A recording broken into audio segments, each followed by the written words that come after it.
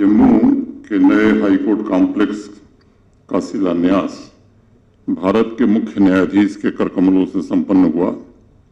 एक आधुनिक और बेहतर इंफ्रास्ट्रक्चर की मांग लंबे समय से की जा रही थी। मैं समझता हूं कि आज के दिन उस दिशा में एक महत्वपूर्ण कदम हम आगे बढ़ा सके। लोग कह रहे थे कि भवन बहुत आधुनिक है, ढेर सारी खूबियां उसकी बताई गई, लेकिन ये 1800 करोड़ रुपए का बोझ भी जम्मू कश्मीर पर पड़ा है। जो श्रीनगर और जम्मू, तो मैं सोच रहा था कि अगर हर साल 500 करोड़ रुपए मैं प्रबंध करूंगा तो ये फिर 3 साल में इसका उद्घाटन हो पाएगा। लेकिन ये आवश्यकता थी और ये जरूरत थी, लंबे समय से महसूस की जा रही थी। और मैं आभारी हूं भारत सरकार का, क्योंकि जब मुझे मुख्य न्यायाधीश महोदय ने कहा कि एकदम होना ही है, तो हमारी सीमा आप जानते हैं, जम्मू कश्मीर बहुत छोटी सी यूटी है, संघराज्य क्षेत्र है, और इतना बड़ा प्रोजेक्ट पूरा करना स्वाभाविक रूप से मैं समझता हूं कि हमारे लिए मुश्किल काम था।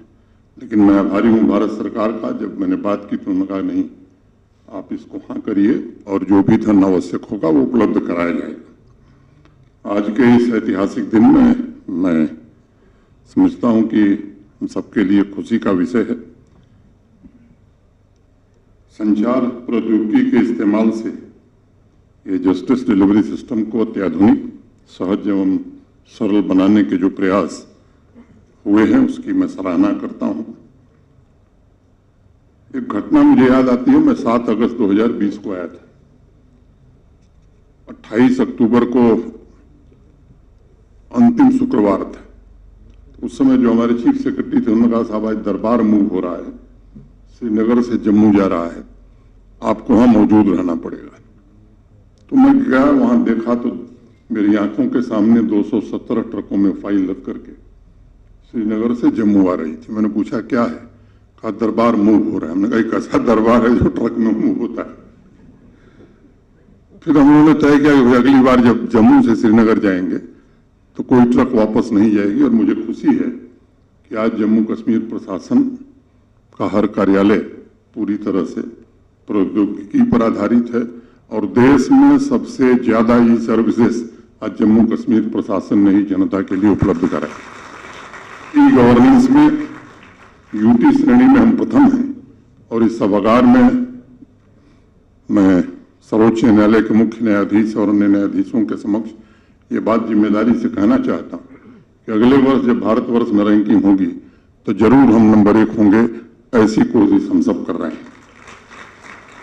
न्याय तंत्र में भी टेक्नोलॉजी की सहूलियत से मैं समझता हूं कि जनता को ढेर सारी सुविधाएं मिलेंगी और भारत के मुख्य न्यायाधीश महोदय ने जो इसके लिए प्रयत्न किया है, मैं समझता हूं कि ये देश उनका कृतज्ञ रहेगा। ई कोर्ट सर्विसेज को प्रतिदिन मिल रहे लाखों हिट्स, नागरिक केंद्रित प्रयास और ईज ऑफ जस्टिस एवं डिजिटल सशक्तिकरण ये स्वाभाविक रूप से बस दिखाई पड़ रहा है। यह प्रयास इस बात का भी उदाहरण है कि टेक्नोलॉजी अपनी क्षमता, संसाधन और ऊर्जा का उपयोग करके एक कल्याणकारी राज्य की परिकल्पना को साकार कर सकती है और लोगों के जीवन में सहजता और सुगमता ला सकती है। हमारी नीतियों और उनके कार्यान्वयन का भार देश की संसद, कार्यपालिका, न्यायपालिका के मिले जुले संतुलन से जुड़ा हुआ है। देश के नीति निर्माताओं ने संविधान के द्वारा समाज के सभी वर्गों को न्याय, समानता और स्वतंत्रता की गारंटी प्रदान की और यह सुनिश्चित किया कि सभी संस्थाएं आम नागरिकों के लिए हितकारी हों तथा विविधता में एकता को हम सब कायम रख सकें। इन 75 सालों की यात्रा में देश ने सकारात्मक उन्नति की है। सभी लोकतांत्रिक संस्थाओं ने मूल्यों को अक्षुण्ण बना रखते हुए आम नागरिकों की आशाओं और आकांक्षाओं की पूर्ति के लिए अपनी क्षमता भर प्रयास किया है।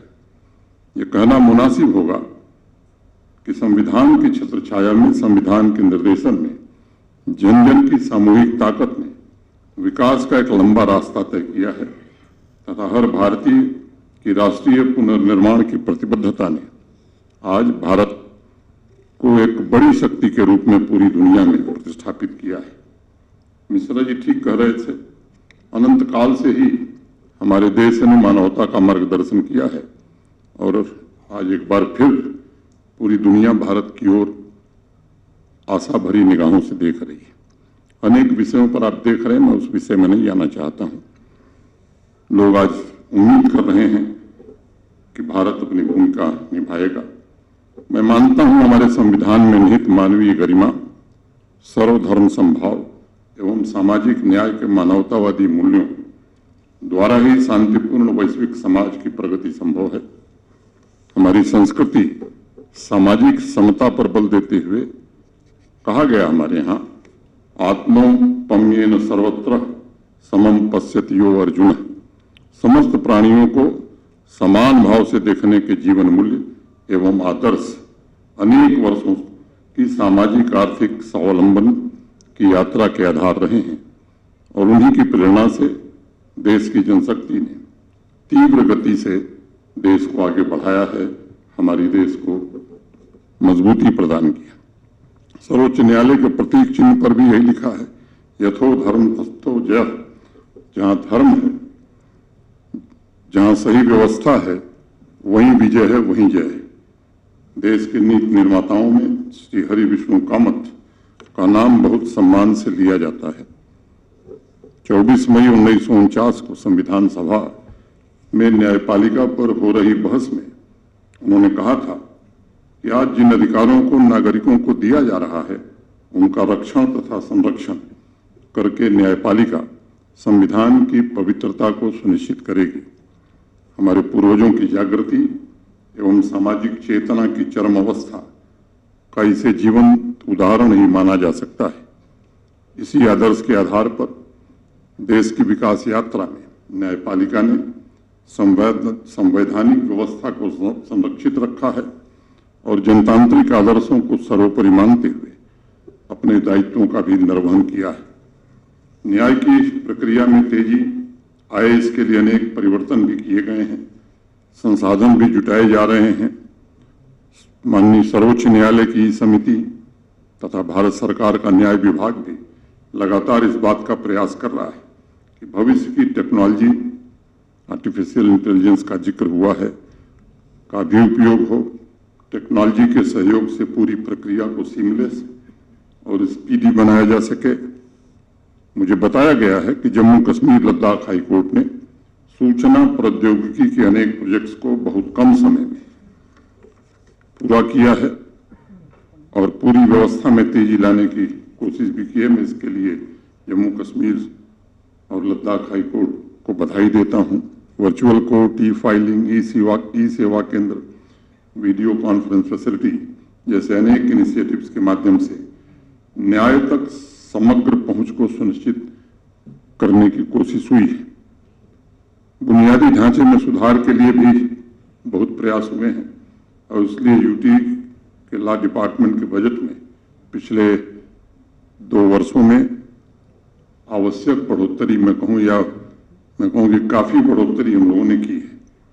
आज जम्मू कश्मीर में court complex, residential building, lawyer chamber की ज़रूरतों को समयबद्ध तरीके से पूरा करने की कोशिश हो रही है।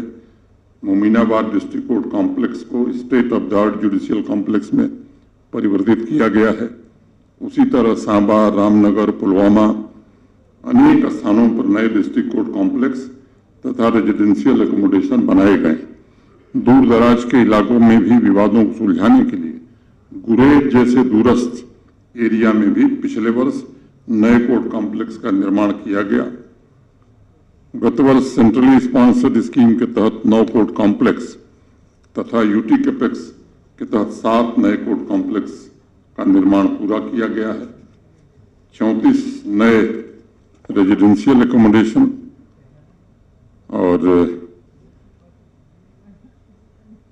अनेक इस तरह के प्रोजेक्ट पूरे किए गए हैं।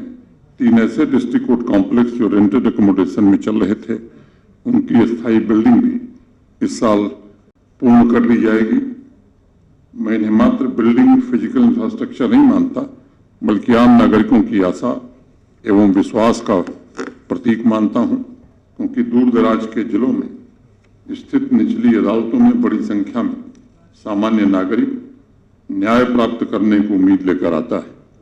न्यायपालिका एवं सभी संस्थाओं की कोशिश है कि सामाजिक न्याय के साथ सर्वांगीण विकास के लिए प्रत्येक नागरिक को अवसर मिले और उनके सामने जो संभावनाएं एवं चुनौतियां हैं, उसके लिए वह दृढ़ संकल्प होकर काम करे।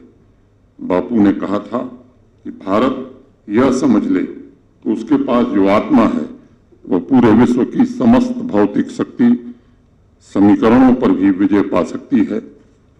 बापू हर नागरिक के आत्मबोध की बात करते थे, ताकि सामूहिक सृजनात्मक प्रयासों से अपने अपने कर्तव्यों की चेतना से प्रत्येक नागरिक राष्ट्र के निर्माण में जुट सके, देश के नीति निर्माताओं के उन सपनों को पूरा करने का प्रयास करे जिन्होंने मातृभूमि की आज़ादी के लिए अपना सर्वस्व न्योछावर किया था।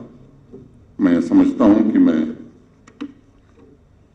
आभारी व्यक्त करना चाहूंगा माननीय मुख्य न्यायाधीश महोदय का, सर्वोच्च न्यायालय के वन्य न्यायाधीशों का और आप सबका भी, कि आप सब इस कार्यक्रम में शरीक हुए।